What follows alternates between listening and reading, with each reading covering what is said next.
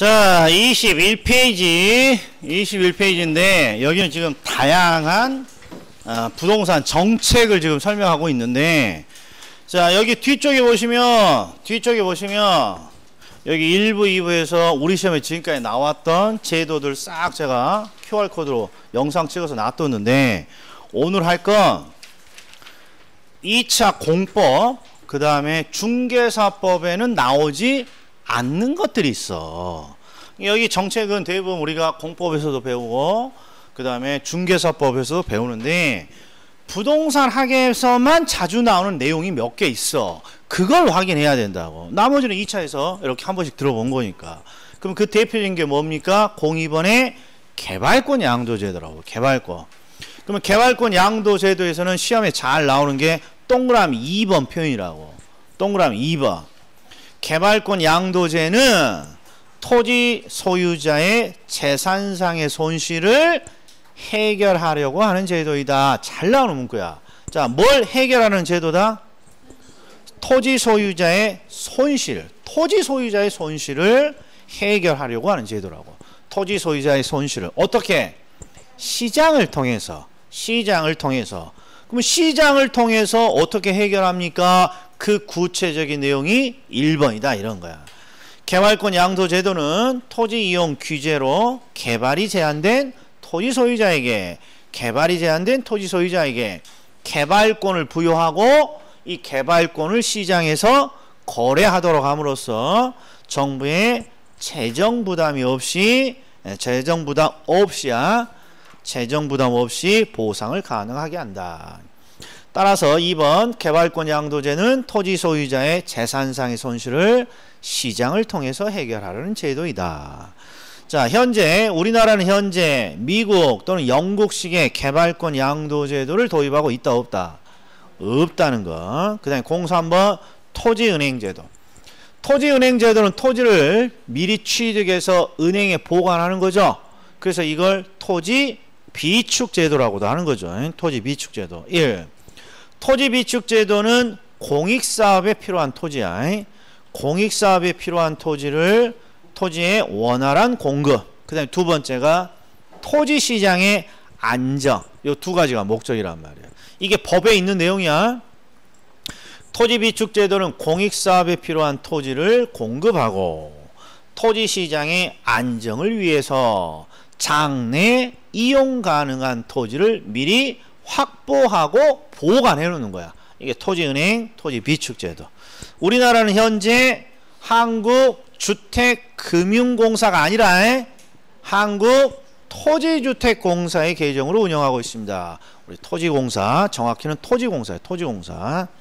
근데 04번, 우리나라에 있는 제도냐 없는 제도냐, 바로 요거 있는 제도냐 없는 제도냐. 그러면 4종 세트는 반드시 기억하고 있어야 돼. 일단 1번 개발권 양도제도는 우리나라에서 도입하지 않았고, 그리고 택지 소유를 제한하는 제도가 있어. 택지 소유 상한제. 택지 소유를 제한하는 택지 소유 상한제 없고, 그 다음에 세금이야. 이상한 세금이잖아요. 토지초과 이득세, 공환세, 이런 것들은 다 지금 폐지되었다는 거. 그래서 개발권 양도제도, 줄이면 개양도야. 개양도제도 없어. 그리고 택지 소유를 제한하는 택지 소유 상한제 없고, 그 다음에 이상한 세금, 토지초과 이득세, 공환세, 이런 게 없다 이런 거죠. 그 다음에 05번 자주 나오는 정책이라고 돼 있죠. 자, 동그라미 1번이 개발이익을 환수하기 위해서 지금 어떤 상황이 여기 떠올라요? 개발을 하게 되면 개발이익이 만들어지는데, 이 개발이익의 일부를 전부를 환수하는 게 아니라 개발이익의 일부를 환수하기 위해서 사업 시행자에게 뭔가 부과합니다. 그러면 개발 부담금이야. 개발 부담금은 개발이익을 환수하기 위해서 사업 시행자에게 부과한다. 그 다음에 동그라미 2번은 토지 적성평가야. 적성평가. 토지에 대한 개발 또는 토지에 대한 보전, 개발과 보전이 경합되고 있다. 이 말은 개발할지 보전할지 모르겠어요, 이런 뜻이야. 그럼 뭘 평가해봐? 적성을 평가해보는 거죠. 적성. 그 다음에 분양가 상한제 적용을 받지 않는다. 그러면 누구? 도시형 생활주택. 이렇게 돼요. 도시형 생활주택.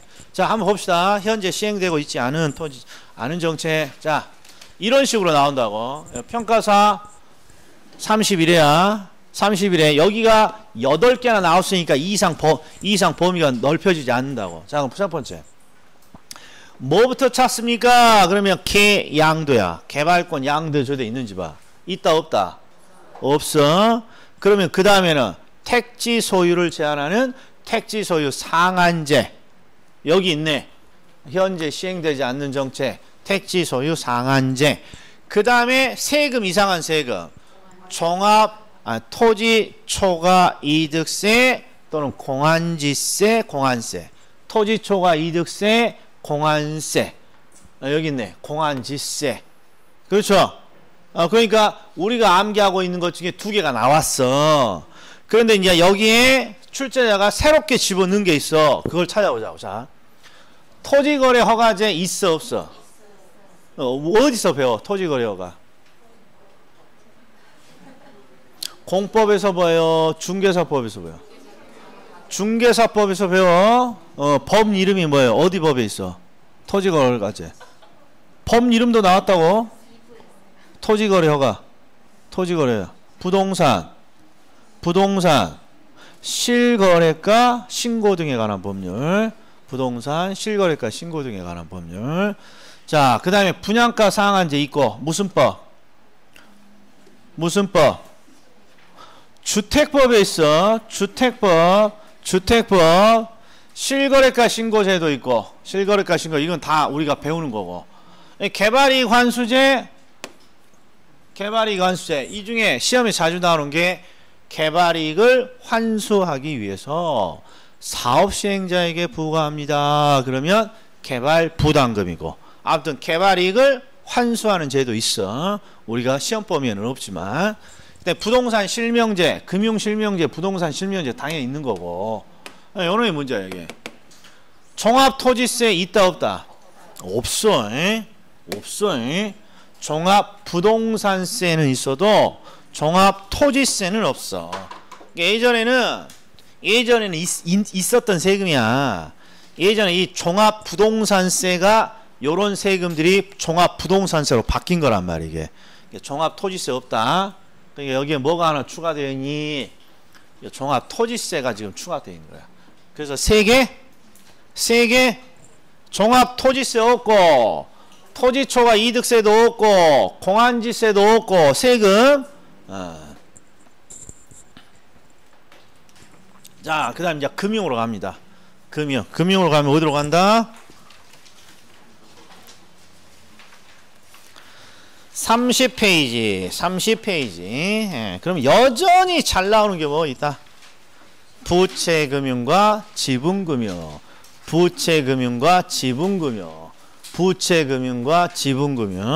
자, 이거 못하면 안 돼. 자, 그럼 일단 뭐가 떠올라야 되냐? 주식과 채권이야. 채권과 주식. 일단 부채금융의 시작은 채권이야. 이유는 부채금융이니까 채권이야. 그런데 이 부채금융과 관련된 대표적인 게 또 대출이고 그게 바로 저당금융, 신탁증서 금융이라는 표현. 대출, 저당대출, 신탁증서 대출, 저당금융, 신탁증서 금융. 그리고 각종 유동화 증권. 유동화 증권에 우리가 아는 게 뭐 있어요? 우리 주택저당 채권 유동화. MP, TS, MBB, MPTB 그런 거야. 근데 옆에 A, B, C, P 적어져 있어? 안 적어져 있어? 적어놔.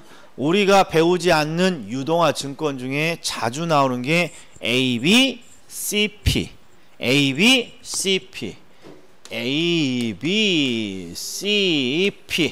요거 나오면 유동화 증권이구나. 부채금융이구나. 채권, 그 다음에 대출인 저당 금융, 신탁증서 금융.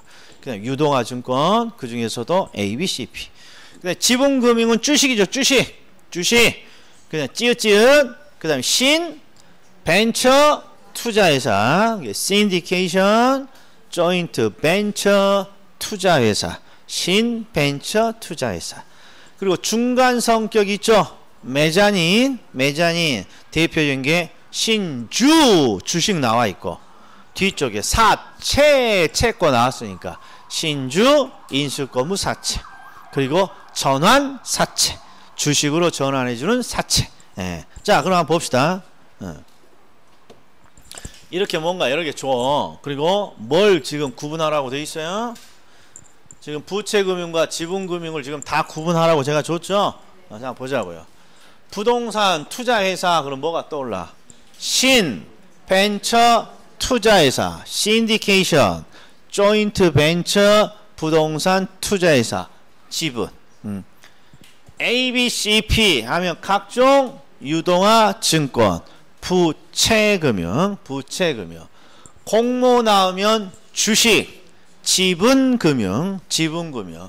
프로젝트 금융 잘 읽어봐. 프로젝트 금융을 읽어봐. 금융이라고 읽고 번역은 프로젝트 대출이단 말이야. 대출. 프로젝트 대출. 그러니까 저당 대출, 신탁증서 대출, 프로젝트 대출.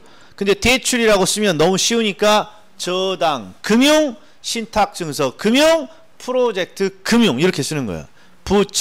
부채금융. 주택상환 사채, 부채금융. 주택저당 채권, 담보부 채권이라고 읽으려고 봤더니 MBB, 유동화증권, 부채금융. 그 다음에 신 벤처 투자회사, 지분금융. 요 정도만. 다 나열돼 있어. 무려 지금 7개나 들어가 있잖아요. 지금 합쳐놓은 거야 지금. 29에 31에. 자, 투자회사 신벤처 투자 지분, ABCP 유동화증권, 공모 주식 지분금융. 그 다음에 프로젝트 저당금융, 신탁증서 금융, 프로젝트 금융. 대출, 그러니까 부채금융, 채권 부채금융, 유동화증권 부채금융, 조인트 벤처 지분. 딱 요거. 그리고 하나만 더 확인합시다. 자, 03번. 금융의 위험에서 동그라미 1번. 위험이 예견되면 은행은 어떤 상품을 선호한다고? 변동금리 상품을 선호합니다. 놓치면 안 되고. 3번은 맨 끝에 봤더니 조기 상환을 고려한다라고 되어 있죠. 조기 상환이 나오면 항상 시장 금리가 낮아지면, 시장 금리가 하락하면 낮아지면, 그래서 1번과 3번 항상 은행은 변동금리를 선호한다. 그 다음에 3번 대출금리가 고정된 상태에서 시장금리가 하락하면 조기 상환을 고려한다. 그 다음에 04번 변동금리란 사전에 약정한 방법으로 일정 기간마다 대출금리를 변화시키는 방법인데, 변동금리 상품의 대출금리는 항상 기준이 되는 지표에다가 뭘 더하고 있다? 가상금리. 자, 그리고 이 1번. 현재 우리나라는 기준금리 또는 기준지표로 양도성 예금증서 CD 수익률과 자금조달 비용지수 코픽스가 함께 활용되고 있다. 자, 그 다음에 3번. 변동금리 상품은 은행의 위험을 차입자에게 전가하기 위한 상품이다. 어떤 방법으로? 금리를 인상시킴으로써 위험을 전가시키는 방법인데, 변동금리 방식을 적용함에 있어서 이자율의 조정 주기를 짧게 한다. 이렇게 나오면 누구에게 유리한 거야? 은행에게 유리한 상품이라고. 그러니까 은행은 은행의 위험은 보다 낮아진다, 하락한다. 왜? 조정주기가 짧다는 건 빠르게 금리를 올릴 수 있다. 빠르게 위험을 증가시킬 수 있다. 이런 뜻이니까요. 자, 그 다음에 이제 저당 상환 방식이야. 저당 상환 방식. 31회. 여기를 너무 어렵게 생각하면 안 돼. 어렵게 생각하면 그냥 31번에서 일단 03, 03, 05 딱 요 세 가지만 일단 봐. 03, 04, 05. 자, 원리금 균등 상환 방식이야. 1. 원리금 균등 상환 방식의 경우에 매기 지급하는 원리금 상환액은 어떻고? 동일합니다. 이건 동일한 거 아니야. 원리금 균등 상환 방식이니까. 그런데 동그라미 2번. 원리금 균등 상환 방식의 경우에는 항상 매기 이자가 감소해. 이자가 감소하는 것만큼 원금 상환액이 늘어납니다. 그러니까 뭘 좀 알아야 되냐 그러면 은행에 갖다 주는 돈은 항상 원금과 이자야. 그런데 원리금 균등 상환 방식은 기록을 할 때 뭐부터 기록해? 원리금 균등이 조건이니까 일단 요 두 가지가 또이또이라고 기록을 한다고. 그럼 이제 두 번째는 어떤 걸 기록합니까? 그러면 당연히 2라고 돼 있으니까 두 번째는 이자를 기록해. 근데 항상 원금을 처음부터 조금씩 털어내는 방식이니까 이자는 매번 줄어들어야 된다고. 그럼 결국 어떤 일이 벌어집니까? 두 개를 합치면 또이또이인데 이자가 감소하도록 기록이 되니까 상대적으로 원금은 늘어나는 쪽으로 기록이 됩니다. 그래서 이자가 감소하는 것만큼 원금은 늘어난다. 이게 원리금 균등이란 말이에요. 이게. 자, 그런데 원금 균등을 보죠. 원금 균등. 원금과 이자를 갖다 주는 건 똑같은데 원금 균등은 이게 조건이잖아. 이게 조건이니까 일단 원금을 균등하게 맞춘다고. 그리고 두 번째는 이자는 항상 감소야. 그러니까 세 번째 원금과 이자 합계도 항상 감소하는 거고. 그러니까 화살표 방향을 봤더니 딱 한 놈만 삐져 있어. 원리금 균등 상환 방식의 원금은 는다. 뭐가 감소하니까? 이자가 감소하는 식으로 기록이 되니까 원금으로 기록되는 부분은 늘어난다. 요 정도면 된다 이런 말이에요. 그래서 04번을 봐. 04번. 원금 균등 상환 방식. 자, 원금 균등 상환 방식의 경우에 매기에 상환하는 원리금 나오면 원금은 또이또이, 이자는 감소니까 원리금은 일정하게 감소한다. 그 다음에 2번 원금 균등 상환 방식의 경우에는 원금을 균등하게 갚잖아. 원금을 균등하게 갚으니까 대출의 잔액은 매기 일정한 금액, 균등한 원금을 균등하게 갚으니까 잔금도 감소하긴 하는데 일정하게 감소한다. 그 다음에 5번 상환 초기에 부의 상환이 나타납니다. 그러면 최정시. 일단 요거라도 3개 기억해야 된다. 이게 자주 나오는 거. 자, 그럼 한번 29회 문제 한번 봅시다.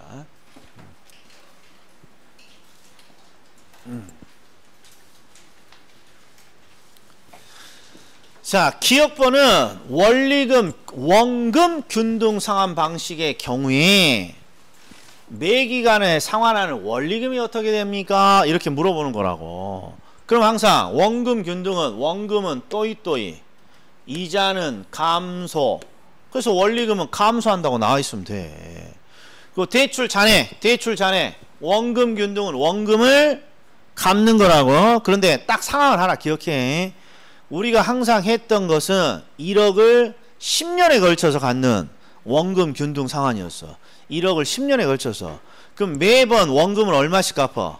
1,000만원씩. 그러니까 대출 잔액은 1,000만원씩 감소한다고 이렇게. 1,000만원씩 균등하게 갚으면. 감소한다. 여기 포인트란 말이지. 그 다음에 니은번. 이번에는 원리금 균등 상환 방식이야. 그런데 여기를 봤더니 매기 상환하는 원금 상환액이 어떻게 됩니까? 물어보는 거잖아요. 그러면 원리금 균등 상환은 거꾸로지. 원리금 합계는 항상 또이또이야. 근데 이자가 감소하는 것만큼 원금은 늘어난다. 그래서 이게 틀린 거란 말이야, 이게. 예? 진짜 요 두 개는 안 나올 데가 없는 지문이야. 어디 시험에서? 우리 시험에서, 주택관리사 시험에서, 평가사 시험에서. 우리 시험에서. 요 두 개는.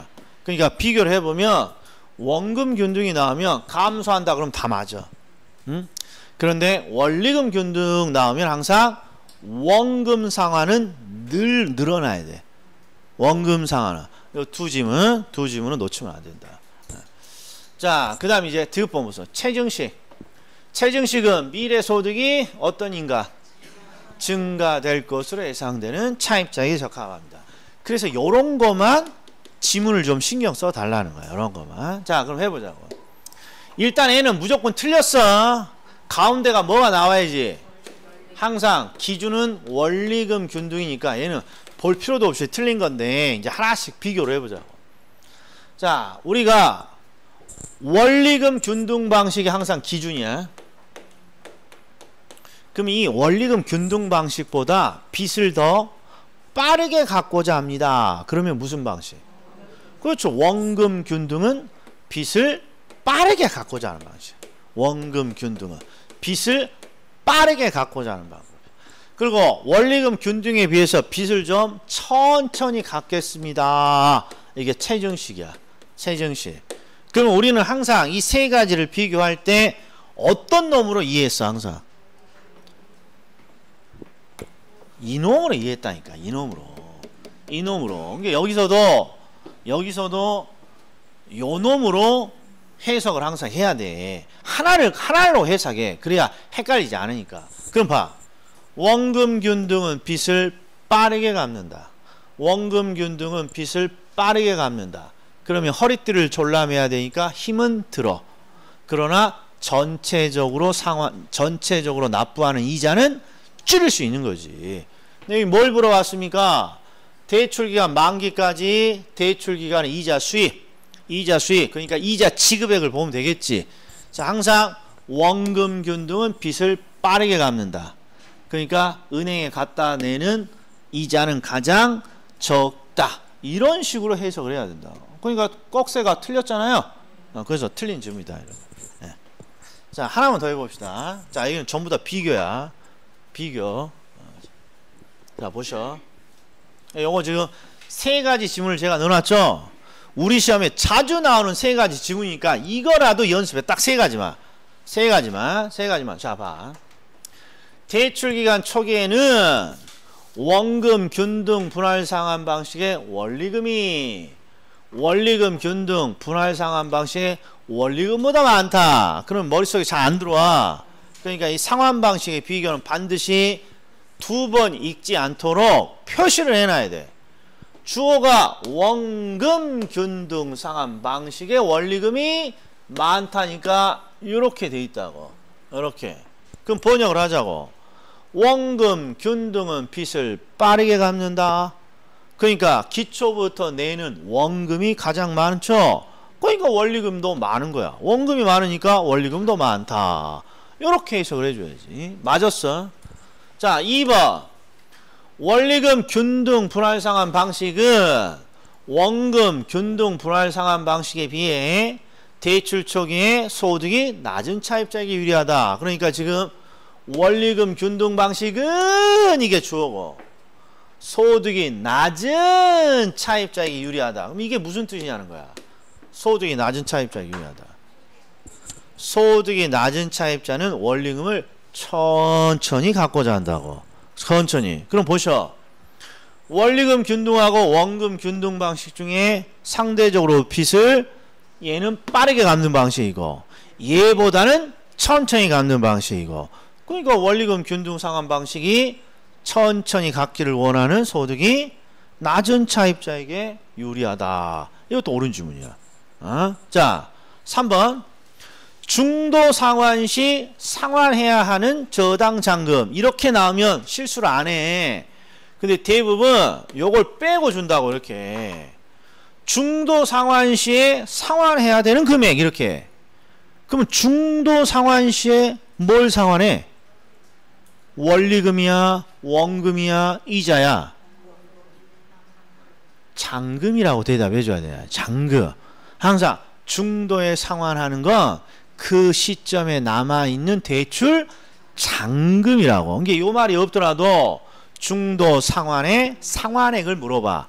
중도 상환시에 상환액. 그러면 무조건 잔금을 물어본다고. 자, 그럼 해봅시다. 항상 결론을 내놔. 원리금 균등 방식이 원리금 균등 방식이 적다고 돼 있죠. 이게 출제자는 이렇게 꺽쇠를 준 거야. 그럼 나는 이렇게 꺽쇠를 표시해 놓고 둘 중에 뭘로 해석해? 원금 균등으로. 원금 균등은 빚을 빠르게 갚는다. 그러니까 남아있는 잔금은 가장 적어야 되는데 많다고 돼 있잖아. 그래서 니 틀렸구나. 이렇게 하고 오라. 이런 거야 이게. 이 세 개, 특히 1번, 3번 둘 중에 하나는 반드시 나와. 둘 중에 하나는.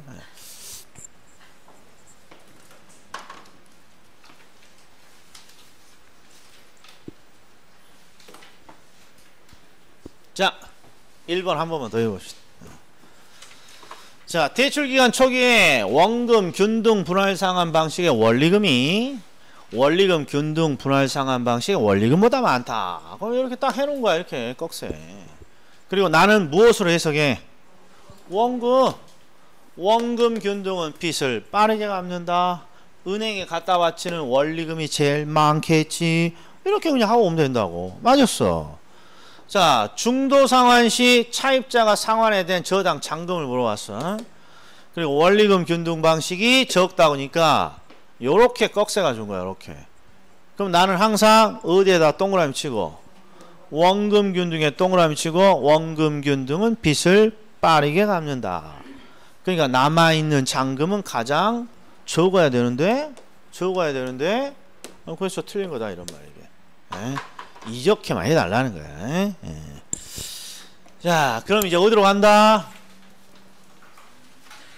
부동산 증권.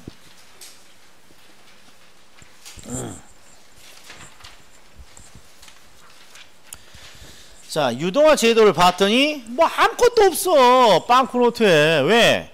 어려운 것들은 다 빼버리고 이거라도 하고 갑시다. 지금 이거였으니까.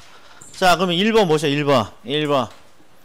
주택저당 채권 유동화 제도는 은행의 유동성을 증가시키고자 도입되었다. 뭘 위해서 도입되었다? 은행의 유동성을 증가시키기 위해 도입되었다. 은행의 유동성을 증가시킨다. 이 말은 무슨 뜻이에요? 은행에게 돈을 풍부하게 해주겠다는 거야. 은행에 돈이 풍부하면 어떤 일이 벌어지죠? 대출이 유리해져. 은행이 돈이 풍부하니까. 자, 그리고 주택저당채권 MBS 이 약자를 항상 어떻게 번역한다? MBS. 일단 M 모기지 주택저당채권 또는 대출채권을 기초로 만든 증권, 이게 유동화 증권이죠. MBS. 자, 그리고 최소한 주택저당 증권의 성격을 파악할 때 안 보고 MPTS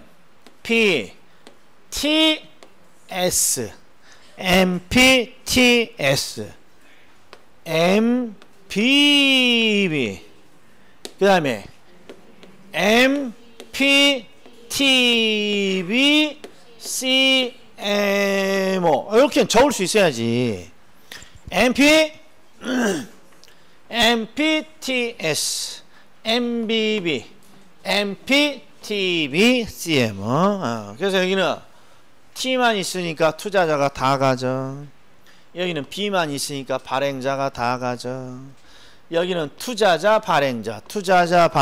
그래서 우리는 그 중에 소유권을 암기하자 있어. 소 발바닥. 발행자는 소유권을, 나머지는 다 투자자가. 자, 그리고 얘는 무슨 형이에요? 무슨 형? 지분으로 쪼개서 판매하는 지분형. 얘는 순수 채권형. 얘는 혼합형. 이거 정도가 우리가 할 수 있는 최선이야. 나머지는 이제 이거 가지고 요령을 발휘해야 된다. 자, 한번 봅시다.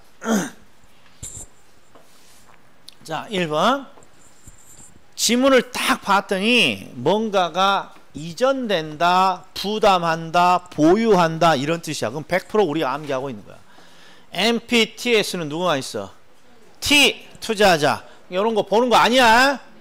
투자자에게 다 이전된다. 투자자가 다 가져간다. 오케이. 오.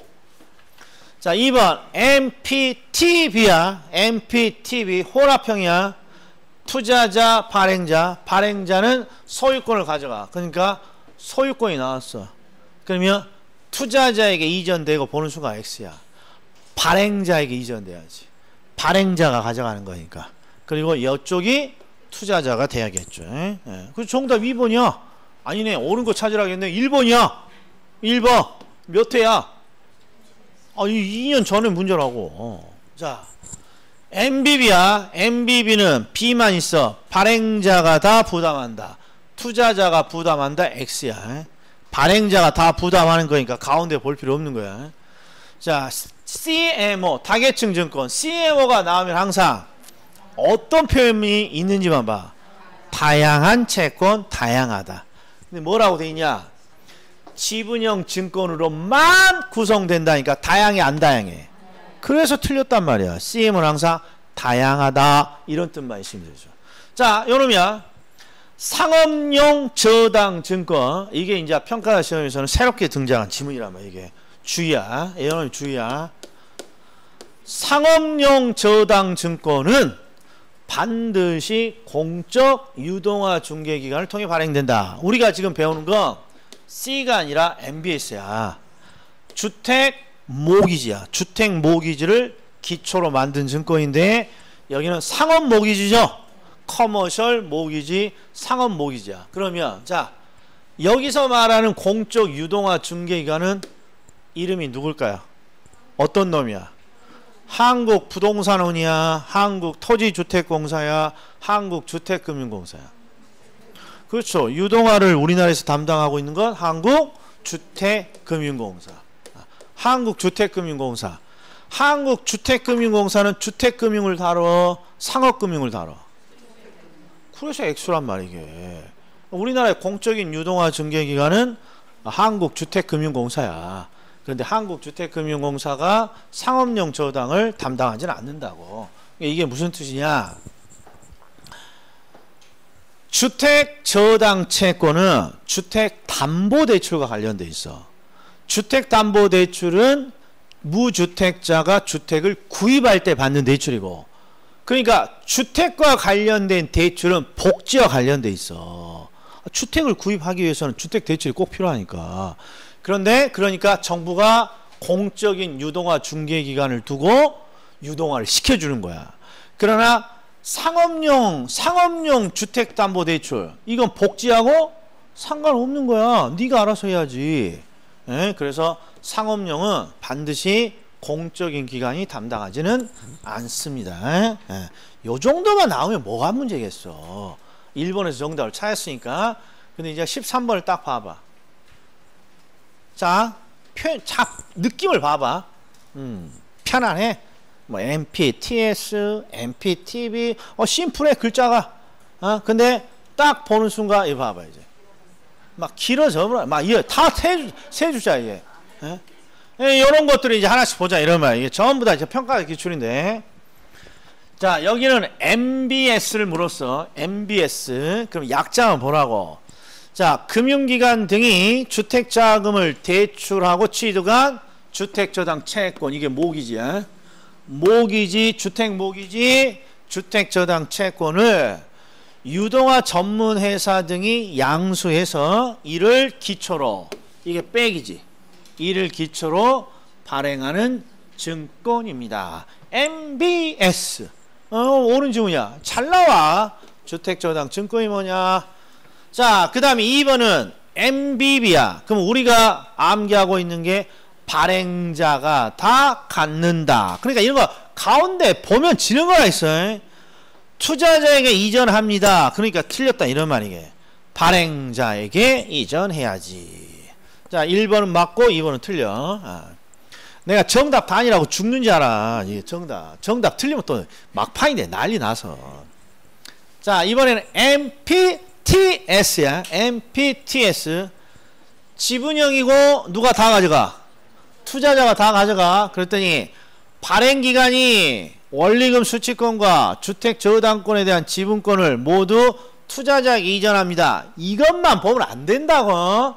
발행자, 이게 발행자야. 발행자가 투자자에게 넘긴다. 그렇으니까 옳은 지분이야.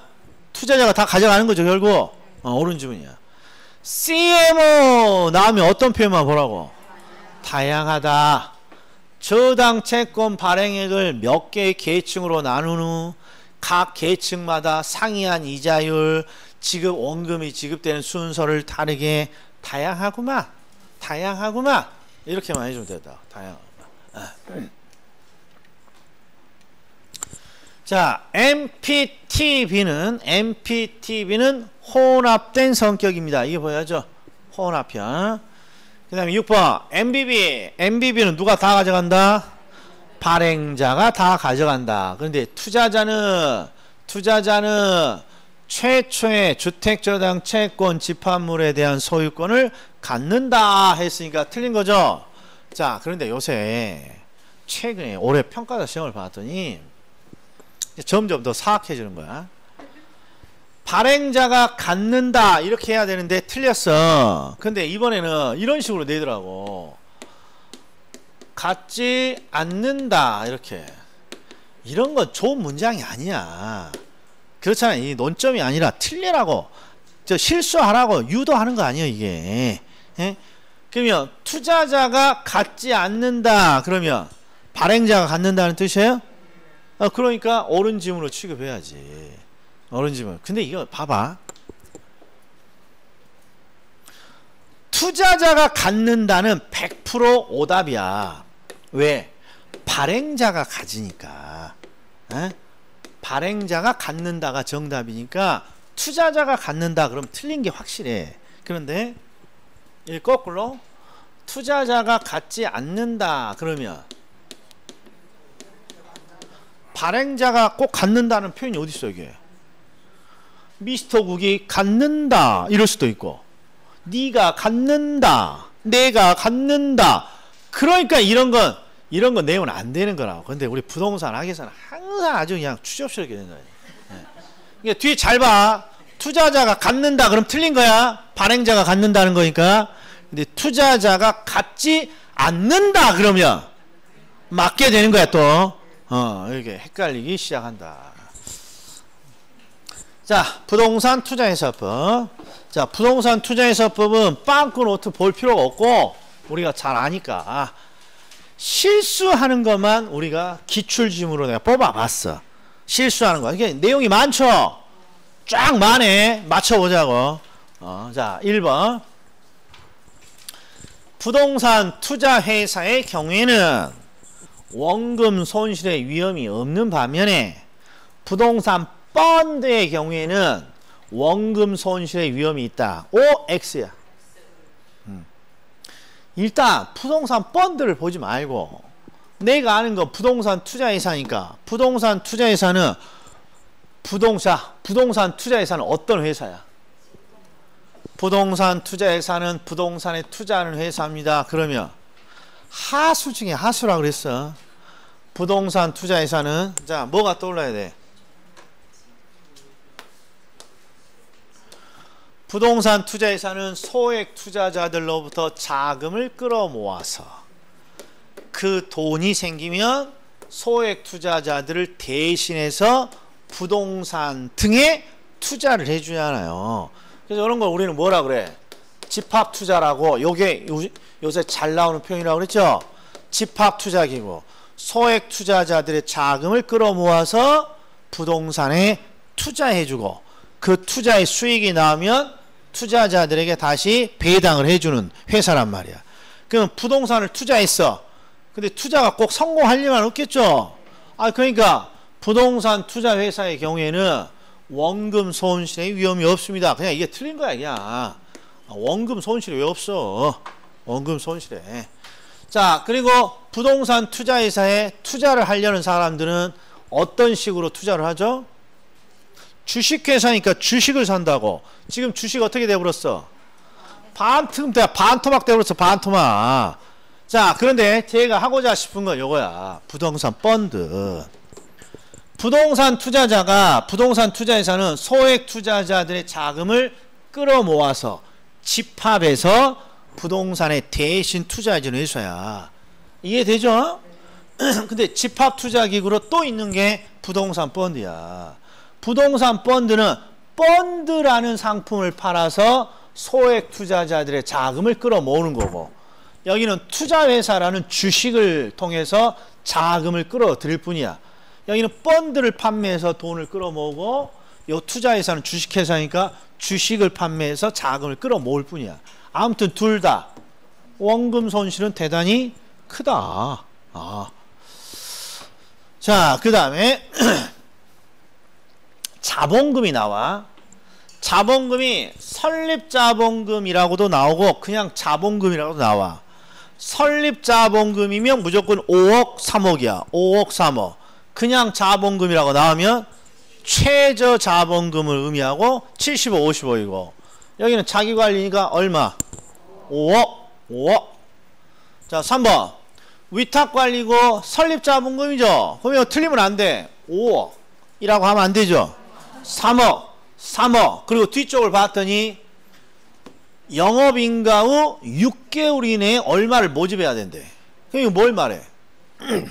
최저자본금을 의미하는 거야. 최저자본금. 설립자본금은 3억이고요. 6개월 이내에 얼마를 모집해야 됩니다. 그러면 이게 모집해야 될 최소한의 자본금을 뜻해. 위탁관리니까 50억이지. 3억, 50억. 이 두 개를 동시에 물어봤는데 자본금이라는 표현이 없어. 그래서 들고 온 거야. 자, 그 다음에 4번. 설립 등기일로부터 10일 이내에 설립 보고서를 작성해서 제출해야 된다. 보고 작성 의무. 어떤 놈? 자기관리.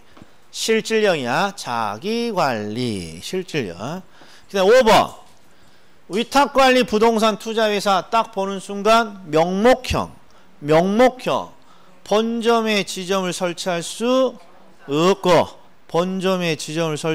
없고, 직원을 고용하거나 상근 임원을 둘 수 없다.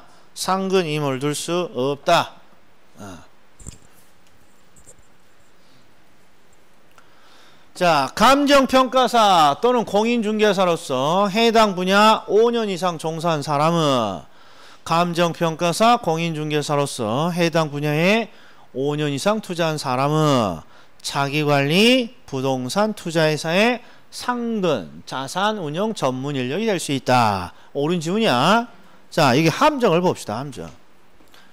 감정평가사, 공인중개사, 그 다음에 실무경력 5년. 5년인 이유는 5글자씩이라 그랬어. 5개. 자, 그런데 여기서 출제자가 함정을 낸다. 이건 옳은 지문인데 이걸 틀린 지문으로 냅니다. 그럼 무조건 가장 먼저 손대는 데가 어딜까? 요 숫자가 아니라는 거야. 숫자가 아니라 요걸 위탁관리 이런 식으로 쓴다고.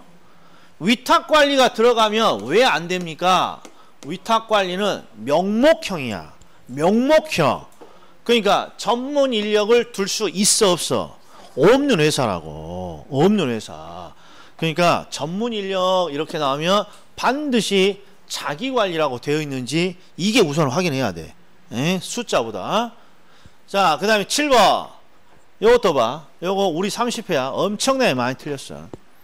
위탁관리 부동산 투자회사는 주주를 보호하기 위해서 직원이 준수해야 될 내부 통제 기준을 제정해야 된다. 강의 노트 있어 없어? 없는 내용이야. 근데 가만히 봤더니 위탁관리 명목형 직원 말도 안 된다고. 똑같은 거야. 자산운영 전문 인력을 둘 수 있다. 그러면 반드시 실질적인 자기관리가 돼야지. 여기는 직원을 두고 있으니까 직원의 기준을 마련하는 거 아니에요. 그러니까 이쪽은 뭐가 돼야 돼? 자기관리가 돼야 된다 이런 말. 자기관리가. 이런 거 상식으로 센스로 풀어야 된단 말이야. 자기관리. 자, 그 다음에 위탁관리 부동산 투자회사의 경우 주주일인과 그 특별 관계자는 발행주식 총수의 50%야. 50%를 초과하여 소유하지 못한다. 자, 그럼 이제 뭐가 나왔어? 프로젝트 금융이야. 하기 전에 10분 쉴 거야. 10분 쉬기 전에 가장 많이 빠지는 함정이 이 두 개야. 항상 직원이 나온다. 자기관리야. 직원이 나온다. 자산운용 전문 인력이 나온다. 자기관리야. 자산운용 전문 인력이 나온다. 자기관리야. 그리고 또 있어. 설립보고를 한다. 자기관리야. 이 세 개는 놓치면 안 돼. 설립보고를 한다. 자기관리야. 전문 인력을 두고 있다. 자기관리야. 직원의 내부 통제 기능 직원이 나왔다. 자기관리야. 요거 놓치면 안 된다고. 그리고 요거. 설립자본금이 나오면 5억, 3억 또 올라. 그런데 갑자기 아무 생각 없이, 아무 이유 없이 6개월 이내에 얼마를 모집해야 됩니까? 그러면 설립자본금이 아니라 최저자본금이야. 70억, 50억. 그런데 위탁관리니까 3억. 명목형 위탁관리니까 50억. 이렇게 해야 된다. 이렇게. 자, 10분 쉬겠습니다.